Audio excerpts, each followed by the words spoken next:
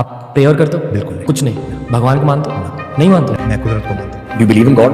नहीं, मैं मतलब वैसे नास्तिक इंसान, ग्रैंड पेरेंट्स भी थे, वो आर्य समाजी थे। मैं कह रहा हूँ सिर्फ वो आस्तिक है जो वेदांत को मानता है, बाकी सब नास्तिक है। There is no God. So how can I consider myself a God? And fourth type of atheist says, why all of you are discussing so many things? I am God. They have no clue as to where they come from and what their roots are. So they automatically subscribe to the comfortable notion of atheism.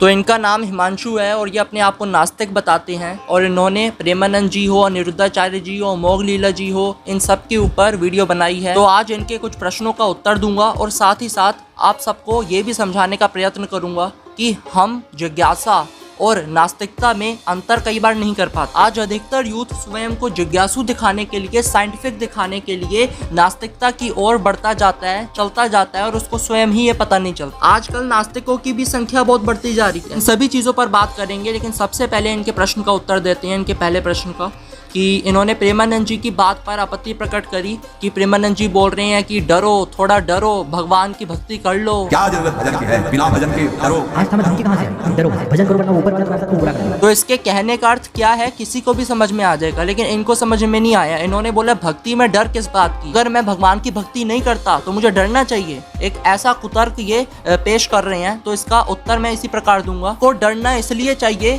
क्योंकि आप यदि भगवान की भक्ति नहीं करते तो आपके जीवन से सात्विकता, पवित्रता, शुद्धता और अच्छे काम करने का जो प्रेरणा है वो खत्म हो जाएगी, वो नष्ट हो जाएगी। आप वो कर्म करने लगोगे जो आपका मन कहता है, जो आपकी इंद्रियां कहती हैं, जो आपका अनुभव कहता है। यदि आप भगवान की भक्ति नहीं करते तो आप उनका अनुसरण नहीं करेंगे। हम भगवान की भक्ति करते हैं तो हम भगवान के पद चिन्हों पर चलने का प्रयत्न करेंगे। हम चल नहीं सकते, हमारा इतना सामर्थ्य नहीं है, लेकिन करेंगे तो हम पुण्य करेंगे, सात्विक कर्म करेंगे। हम भगवान की भक्ति करेंगे तो ही उनके बारे में हमारा इंटरेस्ट जगेगा, और इंटरेस्ट जगेगा तभी हम धर्म ग्रंथों को पढ़ेंगे, उनके बारे में धर्म ग्रंथों में क्या लिखा है वो पढ़ेंगे।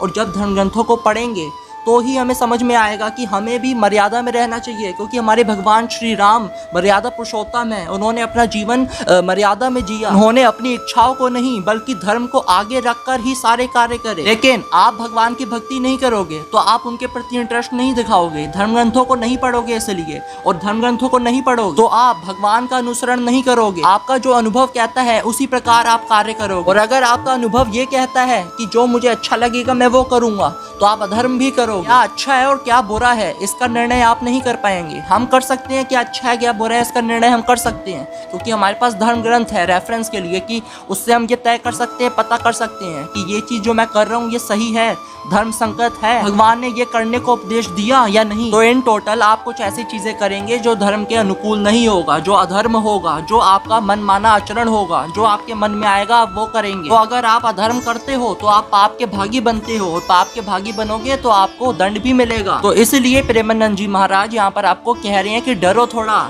आप अगर भक्ति नहीं करोगे तो आप अपना मन माना आचरण करोगे, अपने अनुसार वो चीजें करोगे जो आपके अनुभव कहता है। अगर आपका अनुभव अधर्म करने को कहता है आप अधर्म भी करोगे, तो इससे आप पाप का भागी बनोगे और आपको दंड मिलेगा। तो ये है प्रेमानंद जी के कहने का तात्पर्य। मुझे लगता है आपको उत्तर मिल गया होगा। अब आपके दूसरे प्रश्न पर बात करते हैं। तो दूसरी आपत्ति आपको इस चीज से है कि हमारे धर्म गुरु हमें नास्तिक लोगों का सानिध्य प्राप्त करने से मना करते हैं कि नास्तिकों के साथ मत रहो। यहाँ पर आपका कहना ये है कि यहाँ पर हमारे धर्मगुरु हेट फैला रही हैं, क्योंकि वो किसी पर्टिकुलर स्पेसिफिक लोगों से दूर रहने को कह रही हैं। सबसे पहली बात, आप साइंस को बहुत मानते हैं। मैंने आपकी बहुत सारी वीडियोस देखी हैं जहाँ पर आप साइंस को बार बार ले आते हैं। उसी साइंस में ये भी लिखा है Energy travels from higher to lower intensity, both positive and negative. A person with high vibrations and high intensity can either influence a person with lower vibrations or deflect the person. इसको तो आपका science भी स्वीकार कर रहे हैं ना। अब इसी को आध्यात्मिक दृष्टि से देखें तो हमारे श्रीमद् भागवतम में लिखा गया है कि हमें जो भक्त हैं उनका सानिध्य प्राप्त करना चाहिए।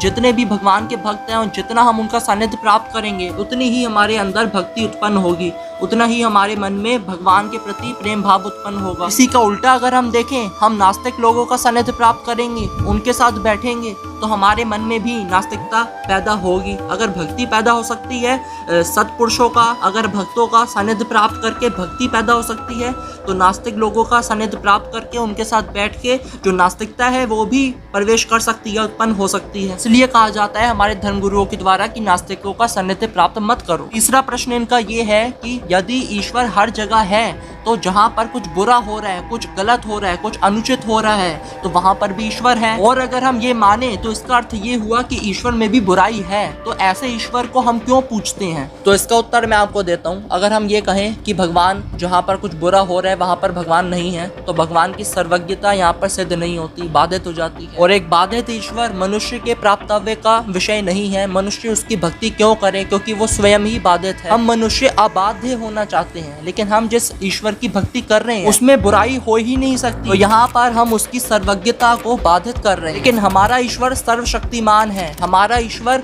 किसी भी प्रकार से बाधित नहीं है, वो सब कुछ कर सकता है। तैत्तिरीय उपनिषद 2.1 सत्यम ज्ञानम अनंतम ब्रह्म, यानी ईश्वर किसी भी प्रकार से किसी नियम के नीचे नहीं है, बल्कि सभी नियमों को बनाने वाला सर्वनियामक है। हमारा ईश्वर किसी भी प्रकार से बाधित नहीं है, लेकिन हमारे व्यवहार में आने वाला वो ईश्वर है जिसके बारे में वेदों में लिखा है, पुराणों में लिखा है और हमारे अन्य धार्मिक ग्रंथों में लिखा है। हम भक्ति ईश्वर के उस रूप की करते हैं जिसके बारे में वेदों में, पुराणों में लिखा गया है। तो आपको आपके तीनों प्रश्नों के उत्तर मिल गए होंगे। तो अब इस विषय में बात करते हैं कि जिज्ञासा और नास्तिकता में क्या अंतर है। तो मान लीजिए आप किसी ग्रंथ का अध्ययन कर रहे हैं, अध्ययन करते हुए आपको कहीं कुछ डाउट आता है, इसको लेकर आप किसी प्रमाणिक आचार्य के पास, प्रमाणिक गुरु के पास जाते हैं और अपने प्रश्न का उत्तर लेते हैं। तो ये थी जिज्ञासा। अब वापस उधर चलिए, आप किसी शास्त्र का, किसी ग्रंथ का अध्ययन कर रही हैं, आपको आता है डाउट, और अब आप क्या करते हैं, उस ग्रंथ के जिस पार्ट में आपको डाउट आया है उस पार्ट को आप मानने से ही मना कर देते हैं, उस पार्ट को आप मिलावटी बोल देते हैं, या आप उस ग्रंथ को ही मानना बंद कर देते हैं। ये है नास्तिकता। क्योंकि जिन धर्म ग्रंथों का अध्ययन करते हुए आपके मन में प्रश्न आ रहे हैं, डाउट आ रहे हैं, उन प्रश्नों का भी उत्तर उन्हीं धर्म ग्रंथों में लिखा गया है। लेकिन यहाँ पर प्रॉब्लम क्या आई कि आपने प्रयास नहीं करा। अब आप उस धर्म ग्रंथ को लेकर किसी प्रमाणिक आचार्य के पास नहीं गए अपने प्रश्न का निवारण करने के लिए, उत्तर लेने के लिए, सॉल्यूशन लेने के लिए। अब आपने उसको सीधे सीधे रिजेक्ट कर दिया। कई प्रकार के नास्तिक होते हैं, कई ऐसे भी होते हैं जो दो ग्रंथों में से किसी एक ग्रंथ को मानते हैं, जैसे मान लीजिए वेदों को मानते हैं और पुराणों को नहीं मानते हैं। उन्होंने प्रयास नहीं करा, अध्ययन नहीं करा, उन्होंने केवल एक इजी मेथड निकाला कि इसको रिजेक्ट कर देते हैं, इसको प्राक्षब्द बोल देते हैं, इसको मिलावटी बोल देते हैं, हो गया। आप एक नास्तिक को भी 2 घंटे बैठ के बता दो कि भगवान का अस्तित्व है, भगवान एग्जिस्ट करते हैं, वो नहीं समझेगा, क्योंकि अब उनकी जो आइडियोलॉजी है वो दृढ़ हो चुकी है। इसलिए यदि आपके मन में कभी भी किसी भी ग्रंथ को लेकर डाउट आता है तो किसी प्रमाणिक गुरु के पास, किसी प्रमाणिक आचार्य के पास जाइए और उसका सोल्यूशन लीजिए। ये जिज्ञासा है। लेकिन अगर आपने उसको रिजेक्ट कर दिया तो आप नास्तिकता की ओर बढ़ रहे हैं। मुझे लगता है आपको समझ में आया होगा। वीडियो अच्छी लगी है तो वीडियो को शेयर अवश्य करिएगा। मिलते हैं अगली वीडियो में। जय श्री राम, जय श्री कृष्ण, हर हर महादेव।